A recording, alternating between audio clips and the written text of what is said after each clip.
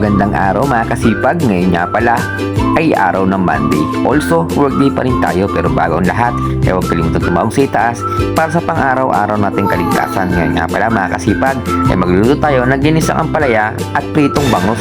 Kaya dito ay tanggalin natin ang mga buto ng ampalaya na hiniwa natin. At syempre, hiwa-hiwain natin to para at least ay may babad natin to sa asin at para matanggal ang pait nito. At dahil tapos na tayo sa ampalaya ay dumako naman tayo sa paghihiwa ng mga ricado na kakailanganin natin sa ating ginisang ampalaya. At dito nga ay meron tayong bawang sibuyas at also kamatis.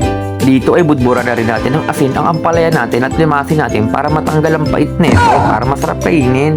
Nagready na rin pala ako dito ng 3 perasong itlog para panghalo sa ginisang ampalaya natin. At lahat ay ready na, kaya mag-isa na tayo ng kamatis. Unahin natin ang kamatis para at least ay mas kumulay ito. At dito nilagay ko na rin ng bawang at sibuyas. Halu-haluin lang to. At para mas sumarap, maglagay rin tayo dito ng hipon. Halu-haluin lang to. At pagkatapos haluin, inilagay ko na rin pala ang palaya natin at konting halo lang yan para hindi lalong pumait ang ating lulutuin. Good job. Naglagay na rin pala ako niya ng pampalasang nor cubes at saka asin. At dahil nagisa na lahat, naglagay na pala ako ng tubig galing para sa Agos River. At naglagay na rin pala ako ng itlog para makumpleto na ang ginisang ampalaya natin. At dito ay halu-haluin lang natin habang nagpiprito ng bangus.